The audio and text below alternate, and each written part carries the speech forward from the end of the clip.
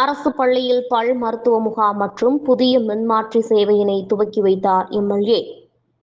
புதுக்கோட்டை சந்தக்கோட்டை மாநகராட்சி நடுநிலைப் பள்ளியில் புன்னகை பள்ளி சிறார்களின் வாய் சுகாதார திட்டத்தின் கீழ் அரசு மருத்துவக் கல்லூரி பல் மருத்துவமனை சார்பில் நடத்தப்பட்ட முதல் பல் பரிசோதனை முகாமினை சட்டமன்ற உறுப்பினர் மருத்துவர் வை. முத்துராஜா, மாநகராட்சி மேயர் திலகவதி செந்தில், துணைத் தலைவர் லியாகத் அலி ஆகியோர் துவக்கி வைத்து பார்வையிட்டனர்.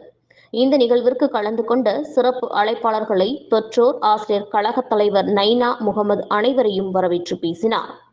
பற்களினால் ஏற்படும் நோய்களால் வயிற்றுப்பகுதி, தலைப்பகுதி நோய் தொற்று அதிகரித்துவிடும். ஆகையால் தினமும் 2 முறை பற்களை துலக்க வேண்டும். அப்படி செய்து வந்தால் பல்வேறு நோய் தொற்று ஏற்படாது என்றும் எம்எல்ஏ அறிவுரைகள் கூறினார்.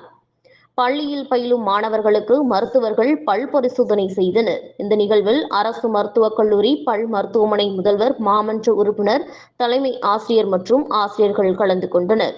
அதனைத் தொடர்ந்து மாநகராட்சி 5வது வார்டு மற்றும் 9A நத்தம் பண்ணை பகுதிக்கு மக்கள் சேவைக்காக மின்வாரியம் சார்பில் அபிராமி நகரில் அமைக்கப்பட்ட புதிய மின்மாற்றியினையும் சட்டமன்ற உறுப்பினர் மருத்துவர் வை. முத்துராஜா, மாநகராட்சி மேயர் திலகவதி செந்தில், துணை மேயர் லியாகத் அலி ஆகியோர் மக்கள் சேவைக்காக துவக்கி வைத்தனர். இந்த நிகழ்வில் 5வது வார்டு மாமன்ற உறுப்பினர், அடைக்கலம் மின்சார வாரிய பொறியாளர் அமுல்ராஜ், உதவி செயற்பொறியாளர் பாக்யராஜ் மற்றும் உள்ளாட்சி பிரதிநிதிகள், பொதுமக்கள் ஏராளமானோர் கலந்து கொண்டனர். இந்த புதிய மின்மாற்றியினை மக்கள் சேவைக்காக துவக்கி வைத்ததற்கு அப்பகுதியைச் சேர்ந்த பொதுமக்கள் தமிழக அரசுக்கு நன்றி தெரிவித்தனர்.